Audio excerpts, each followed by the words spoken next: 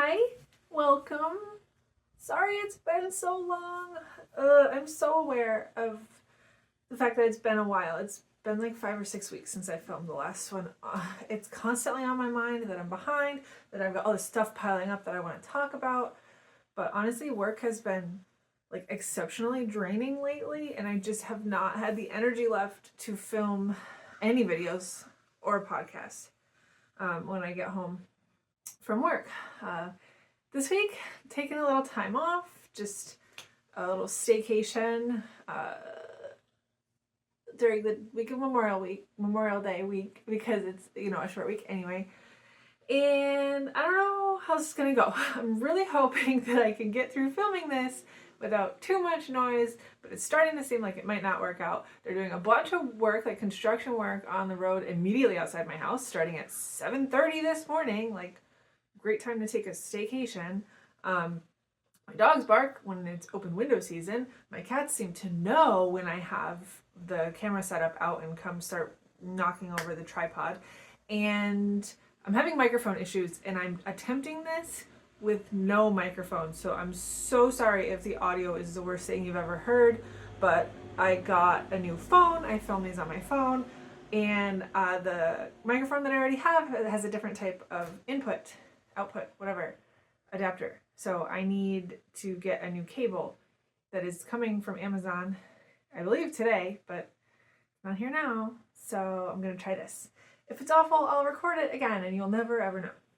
But as it stands, I'm so behind. I've been thinking about all these bazillion things next to me that I want to talk about. I have a ton of finished objects, which is like a good thing, but also I'm behind on talking about them, right? I've got a lot of whips that you probably haven't seen yet.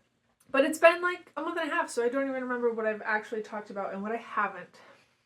Okay, when last we spoke, I think I had just done my lock-in, my whip lock-in video, and I did finish everything that I brought with me on that. Well, not everything. I still haven't done that sweater for my husband, but we're not going to talk about that.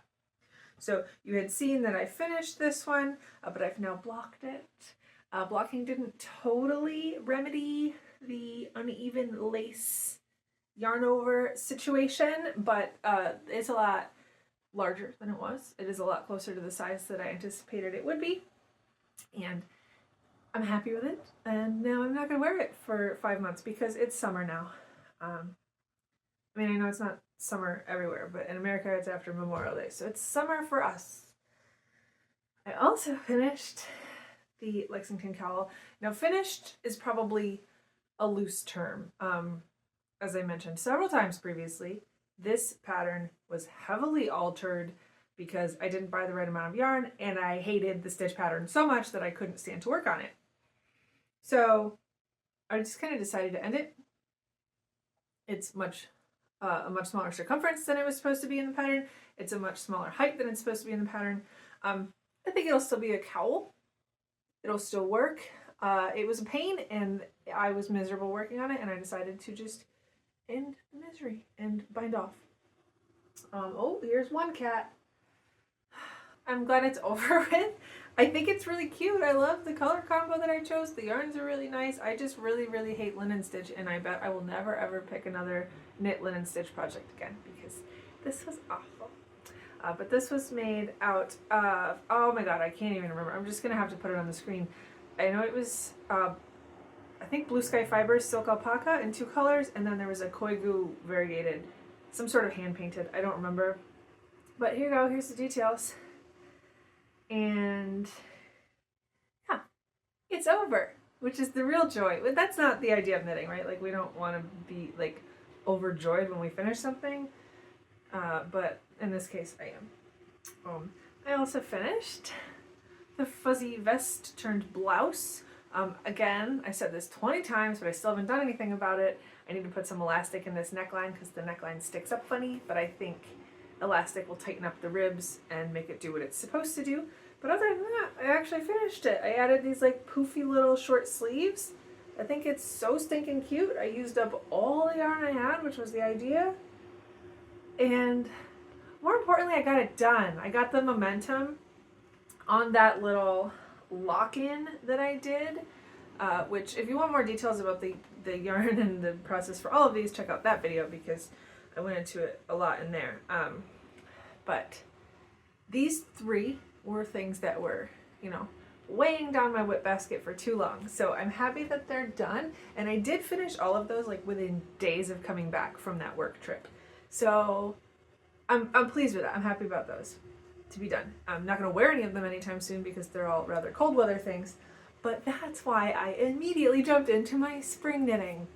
So if you watched my Everything I'm Planning to Knit This Spring video, you will recognize, well, you won't recognize it, but you will recognize the idea to make this. This is that 70s stripe tee that I did my little Ravelry search and decided to make during that video and put in my queue, and after a point I couldn't stand it any longer and I decided to just jump in and make it. I'm pleased with it. The fit is a little off and I don't think blocking will help because it's 100% cotton. I don't remember what exactly this is called, but this is the like Joanne store brand cotton, and the body is in one colorway with this nice self-striping variegated that I was worried on a raglan would like color pool weirdly, I guess, because you know you go from a very small circumference to a really large circumference to a kind of medium one, and I was afraid that the stripes would like vary too much in thickness. But it actually worked out okay, especially because I was using 4 different hanks of the variegated, and I was able to kind of pick and choose and start and stop at strategic points to try to make it more smooth of a transition.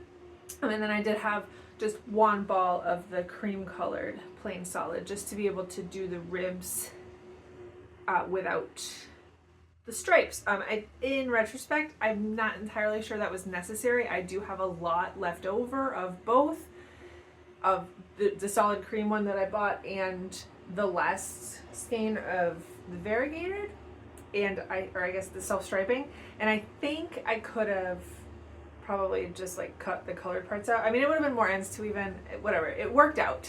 The one thing about this pattern I will say that I don't love, and maybe it's not so odd otherwise, I don't know, I don't see how like a solid color or doing this to pattern would help, because I didn't say this pattern actually calls for like an intarsia trio of stripes across the front, just between the sleeves in the raglan and then moving down onto the body, and instead I just decided to use the self-striping yarn and just skipped over those color changes entirely.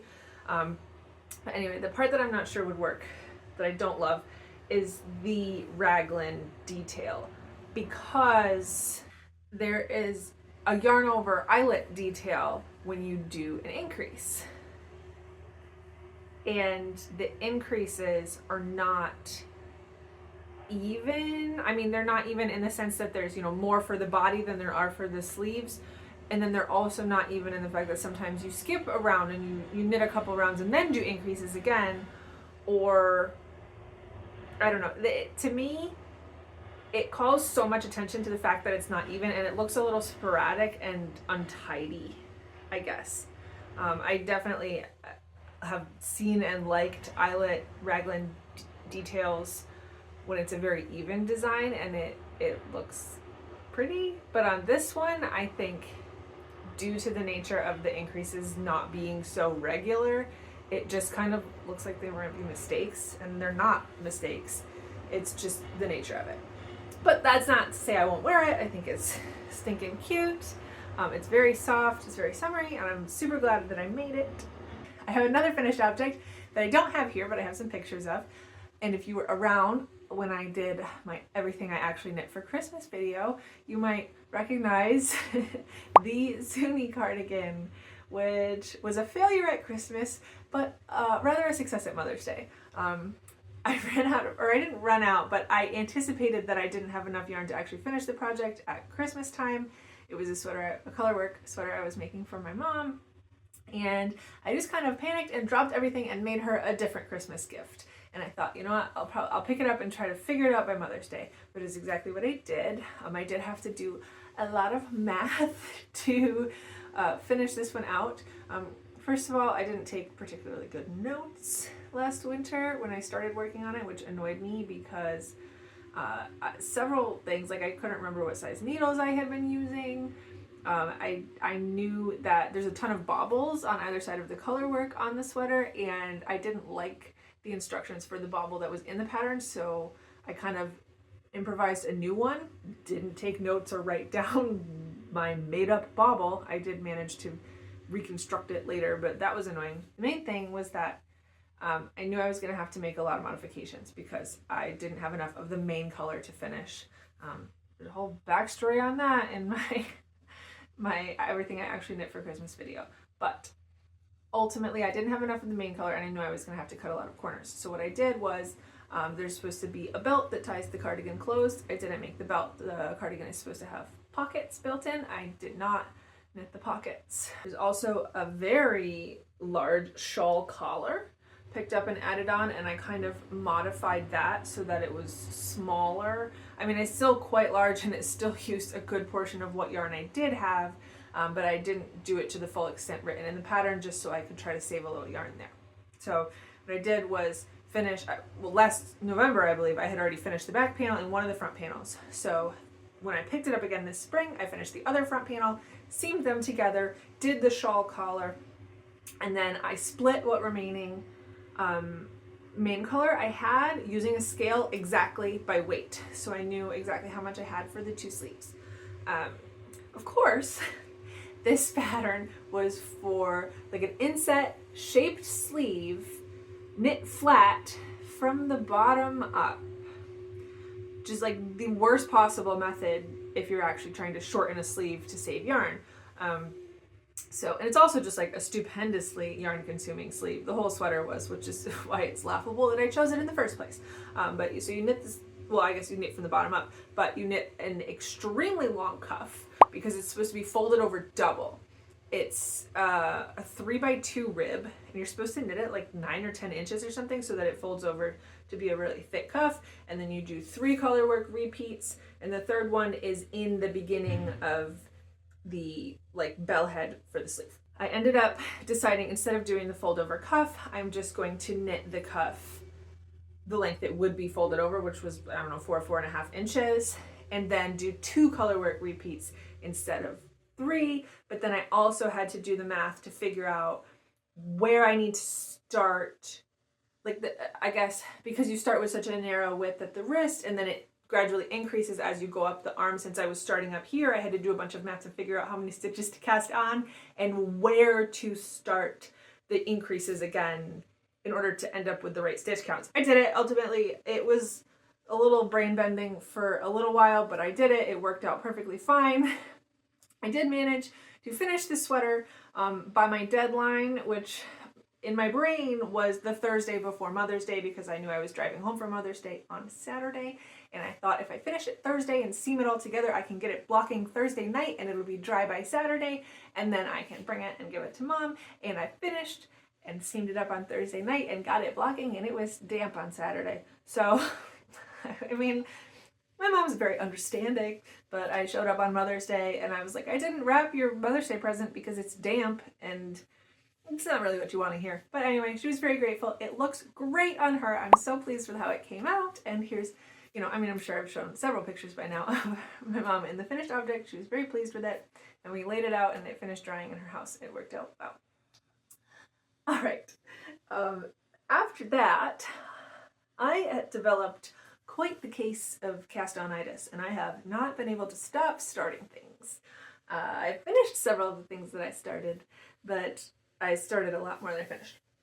So I guess one of the things that I'll talk about is this cute little accessory set pattern was recently released. I believe it was Wool and Pine Designs, put out the Cottage hair accessories. And I thought it was so stinking cute, and I bought it, and I grabbed a bunch of scrap yarn and kind of just started knitting them that day, and I'm very pleased with it. These two, which are just little ties, you know, that you put around a ponytail or a bun, clip into your hair, are made out of the leftover alpaca silk from the Lexington cowl. And honestly, this is such a good use for it. They're so soft and drapey and pretty, and I'm so glad that I found a use for the tiny quantities that I had left of such a nice yarn. And I just think that this whole color palette is just so springy and pretty. And then of course I made 3 scrunchies. These 2 were made of leftover, I think, Truboo / Nuboo. I know I have both. I think the peach is Nuboo and the lilac is Truboo, but they're effectively the same thing. I don't really know what the difference is, to be honest. Maybe the yarn weight, but it didn't make too much of a difference to me. And scrunchies are very quick and fun to knit. And then I did this one out of a mini skein I had that was from, I got it at the Central New York Yarn Festival last year. It's from 7th Floor Yarns. I don't remember the colorway, but I used up the whole mini on this. I don't know. They are a nice little palette cleanser. It feels nice to cast something on and bind it off at the same sitting. So I guess these are technically a finished object. I also decided to cast on one of the things that was on my queue. This is the George's top.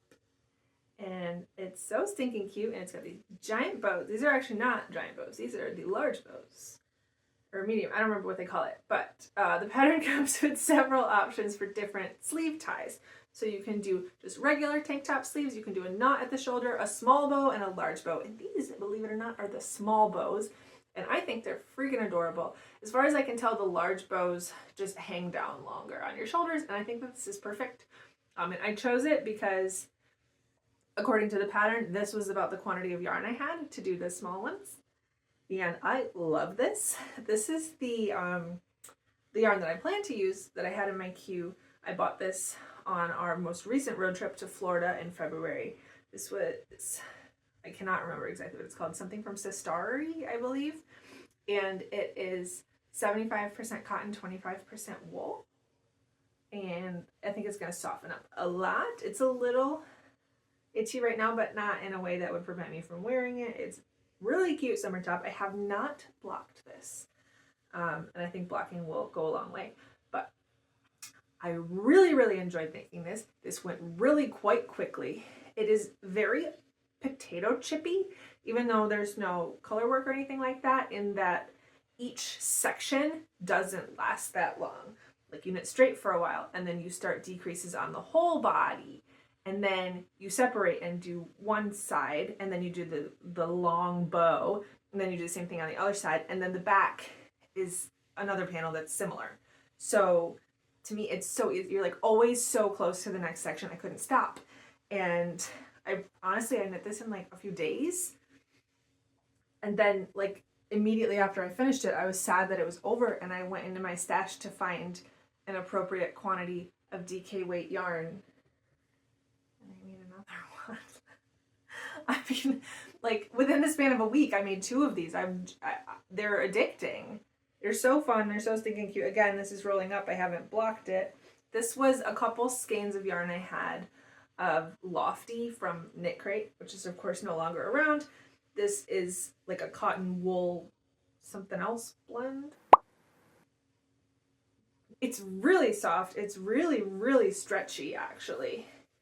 And once it's blocked, it'll be gorgeous also. Like, I'm thrilled with these. And of all the things I have here, these took the least effort and were so stinking fun to make. So I am very, very, very happy about the George's top. I cannot recommend it enough, especially with all the versatility with the straps. I think I'm going to try to make others that have either the knot or just the straight tank top, because like now I know how straightforward and simple it is and how much fun I have making it.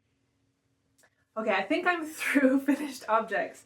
That was a lot. I mean, I haven't been very productive in my filming, but I've been very productive in my knitting, I guess.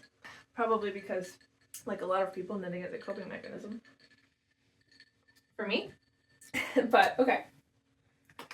So last time, I think, I'm going to start with the 2 that I think I had worked on, or I had already introduced last time. This is the Amadeo cardigan. Yeah, I'm pretty sure I introduced this before. I just kind of lost steam on this one. Like I said, I had cast-on-itis. So here we go. Here's my V-neck cardigan. It's almost done. No, I have to knit 2 sleeves. I've barely started the cuff of one of the sleeves, but I have the 3 body panels done. Actually, holding it up like this makes me want to kind of work on it because it is so close to being done. And it is a good one for summer because it's a cotton blend and it's super airy. You can see this very open stitch eyelet. I don't know what I was trying to say. It's a very open stitch pattern. Yeah. So, like I said, I introduced this one before. I don't remember how far I was when I did, but now I've finished 3 panels and kind of barely started on the first sleeve. So, but I haven't worked on this one, honestly, in like a couple weeks. And of course, my Hermione's Remove Requirement pullover. I have not worked on this. Hardly at all since last time. Possibly at all. I don't remember how far I was last time I showed it to you. This one I think is going to stall out for a while because now it's summer. Now it's warm weather and I have no desire to work on such cold weather things. That one will be good to have in fall. So I imagine that's one of the first ones I'll start picking up when the weather starts to cool off. I don't want to think about that. I love summer. Summer's my favorite. But yeah, I'm going to set that one aside for now. I'm not going to do much with that. So what else have I cast on? This one is from my queue, my spring pattern queue. And I've had several issues with this and keep stalling out. So I'm frustrated and that's why I haven't been working on this one. I can't remember what this pattern is called. It's from this book, which is so really, really great. Modern Crochet Sweaters. I really love this pattern book. They're all so classy. I don't know. Sometimes the issue that I have with crochet garments is that they're just kind of trying to imitate knitwear, but they don't do a good job, right? And especially when it's just single crochet or just double crochet to create a whole garment, it just kind of looks odd and stunted to me in a way. But designers like Janine Myska and others that I'm going to talk about actually do a really great job of like leveraging the texture of crochet and like using it to make the garment interesting and to make it different, which is I think the value that crochet has is that it's so versatile and there's such like propensity for texture and for directionality, and it's like so sculptural when you're creating crochet because you can really go in any direction. Yeah, and that's really what I love about this, and I think that she does a great job of that. Oh, that's right. It's called the Burning Embers V-neck, and it's just a pretty straightforward, like tight-fitting, cropped V-neck sweater, but it has this really cute bow detail at the back. So it's got like a little open window in the back of the lower back and a bow. So I did finish the whole body, and again, this designer does a great job of giving you the option to make alterations to fit or in the pattern while you're going. So I did make the V-neck a lot more shallow. It doesn't look like it right now, but I did make the V-neck a lot more shallow on this one than the standard pattern calls for. And I do have the bow on the back here, which I recently seamed down, and I love this part. It's going great. This is a yarn from Lion Brand that I think might be discontinued. It's Touch of Silk. It's a kind of thick and thin, chunky. I think it's recycled.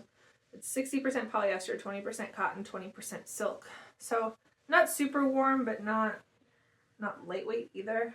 And the problem I'm having is that I lost steam on this for a while. I got frustrated and set it aside. And then like last week I pulled it out and I had an afternoon where I was really making progress on it. And I seamed the bow down and I got really far. And then I started the sleeve. And the sleeve is the same stitch pattern as the body. And after a little while, I was like, oh, I forgot how to do the stitch pattern correctly. And I just did this whole sleeve in an entirely different texture than the body. And that's not great. And I'm going to have to frog it and do it over. And then once again, I was at a point where I was frustrated and didn't want to work on it anymore and set it aside. So I'm going to have to figure that out. I don't remember how I don't know. It's a very simple stitch pattern, but maybe it's because I'm doing it in the round instead of back and forth that it's very different, and it got in my head, okay? I'm gonna move forward on that one, but just not today because it's driving me crazy. 2 more whips.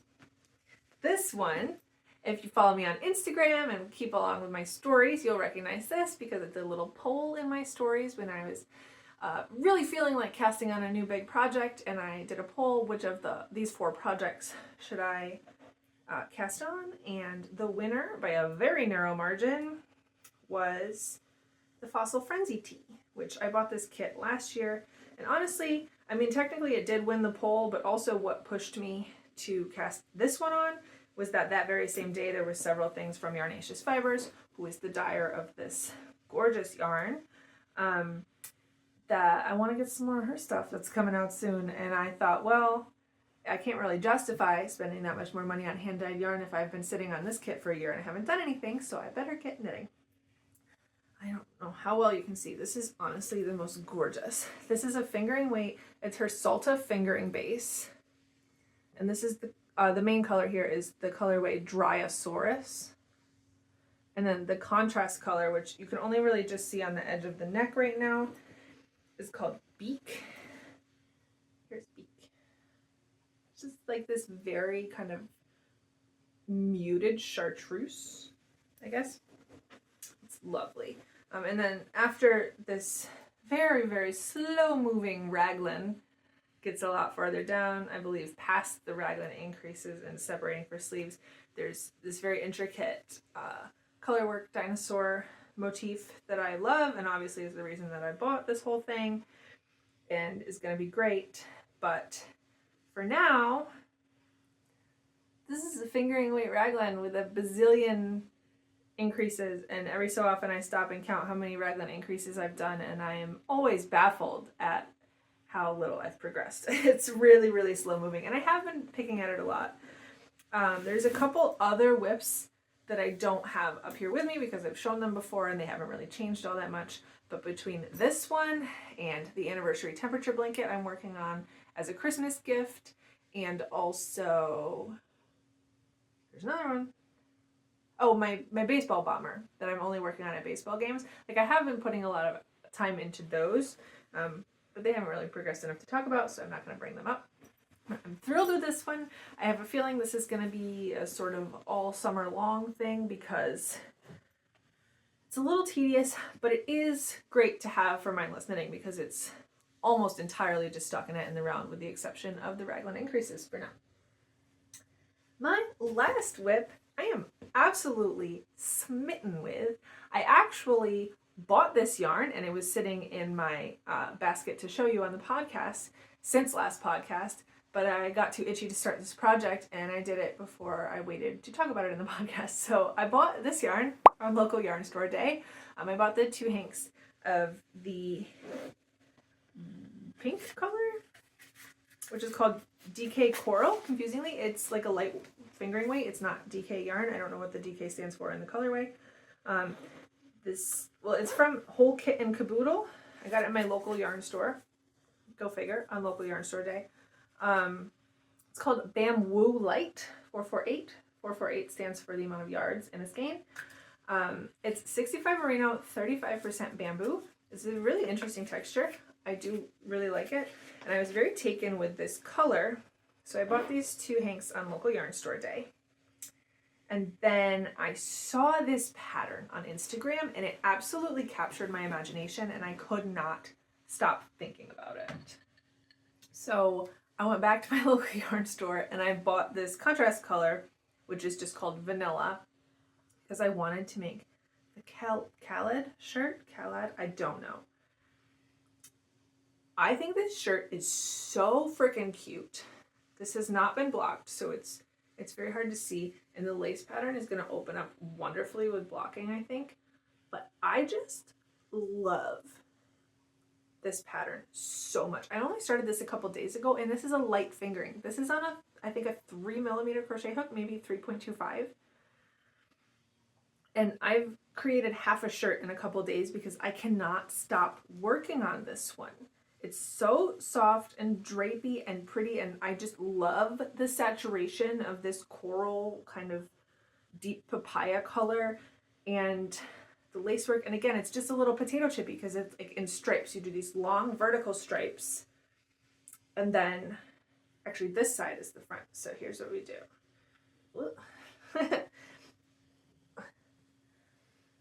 You make it in 2 halves and seam it together, and then it's being very fiddly now because it hasn't been blocked, but this will be the collar, and there's a little button band here, I'm in love with this pattern. I can't, it's so pretty.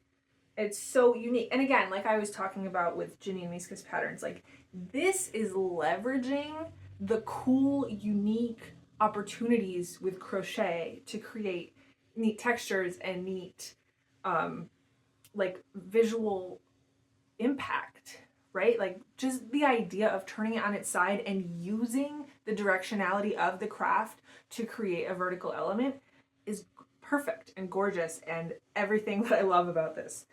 So I am probably going to be done with this by the next time I see you because I can't stop. This is the first half and I started the second half last night watching Jeopardy. So after 7:30 p.m. Love it. Okay, all I have now is some acquisitions.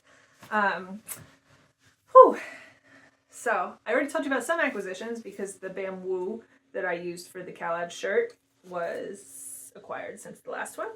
I have had 2 months. I mean, it hasn't been 2 months, but like this was the first one was delivered a couple days after I filmed the last podcast, and then the other one a couple days ago of my, what is it called? Paleobotany Club from Yarnaceous Fibers. I mean, I am turning into such a Yarnaceous Fibers fangirl. I mean, I've loved her work since I found it, but like the more I have in my hands, the more diehard I become. So this is super pretty, and this is called Agathis Jurassica. Ooh, I can pronounce this one. This is like the first one I've gotten that I can actually pronounce, probably, hopefully. These are all on her Salta fingering base. I've now got like 4 or 5 colorways, and in the back of my head I keep thinking they're going to turn into some sort of something together, maybe a blanket or some clever little cardigan, I don't know, but they all look really good together. But then this one showed up a couple days ago. This one, my dogs are barking. This one is called Meta Sequoia, and I would die for this colorway. I can't, the second I opened it, I was just so taken. These are all my favorite colors. These like teals and baby blues and pink and peach, and there's a little bit of like a sage green up here that I'm sure there's more of. I love this so much. So this one is not going to go into my brainchild blanket of all of the little Yarnaceous skeins that might end up together. This is going to be its own thing, and it's going to be its own thing soon because I am in love with this skein of yarn. I'm thinking like one of those little camis. There's so many popular camis out there, but like a ribbed cami or something that I can do with a single skein, or at least a single skein and maybe like a neutral border or something. I don't know. I am in love with this. This is my peak variegated. I don't know how much better it could get than this skein of yarn. I also did a tiny order from Lion Brand just because every so often they have like really decent sales where they do extra off of their clearance. So I got a couple skeins of this scarfie. It's kind of a gold color with a baby pink, and I'm sure that there's some barber pulling or intermediate tones. But this is a bulky acrylic. I'm not going to use it anytime soon, but this is definitely the colors that I wear a lot, and I think that this would make a really, really great shawl for me to use in the cold months. But we don't need to think about that now because it's summer. Also from Lion Brand, I got a sweater quantity of this sock ease because I don't make socks. I don't like the idea of making socks. Not that I've ever done it. It's not like I know that I don't like it, but I know that I wouldn't like it. This little baby is 437 yards, so it's like a full skein of fingering weight yarn. And I got, I don't know, 5 or 6 of them. It's like, it looks like the mass market version of my gorgeous Meta Sequoia here, doesn't it? It's like, this is like the knockoff. I got this before this existed. I don't know if I would have fallen for this if I already had this one. But it's a bunch of nice pastels. I think it'll be pretty in some sort of crochet cardigan pullover something. I don't know. Maybe not something I'm doing anytime soon, but I got it. I'm showing you because I got it. That's what I do here. I also very in character. Ordered a bunch of vintage nylon circular needles off of eBay. Nothing interesting, but just keep in mind that I'm constantly always acquiring and expanding my collection of vintage nylon circulars because they're a finite resource and I want to amass all of them because they're my favorites. And then I did on Mother's Day, like I said, I drove home for Mother's Day, and there is a new little yarn store in my hometown. And my mom and I were out for Mother's Day and we stopped at the new yarn store. It's called Redbird Fiber Arts. I got a little sticker here. It's in Owego, New York. And I didn't get much. I got one skein of yarn there. They had a lot of variety of dyers. They had a lot of dyers that I've heard of but never seen in person in this area, so that was really cool. It was a nice little setup they had. It was a little confusing the way that they had the store set up, the way that they've chosen to organize it. It looked very pretty, but it was kind of difficult to navigate. But I think they're finding their feet. They're doing a great job and definitely worth checking out. Hedgehog Fibers is one of those dyers that I've seen on the internet but not seen in person. And I was very taken with this colorway. It's called Sage. This base is sock yarn base. 90-10 merino nylon. I just thought it was a very pretty muted green tonal, and I bought this with the intent of, similarly to this one, making some sort of like tank top or cami or something. The machine noise is getting crazy. I'm so sorry. I'm like terrified that it's drowning me out and I'm gonna have to throw out this whole video. Since apparently the city of Syracuse doesn't want me to film anymore, I'm gonna have to say adieu. But thank you so much for joining me. I'm sorry it's been so long since my last one. If you've hung around to the video this long, thank you so much. Please give the video a like if you enjoyed it, and if you are not already subscribed to my channel, I hope that you'll consider subscribing. I am slowly in the process of bringing you more content. I'm working on my project journal, I'm working on all sorts of stuff, and I have a lot of summer making coming up. So I'm glad that you were able to join me today, and I hope to see you next time.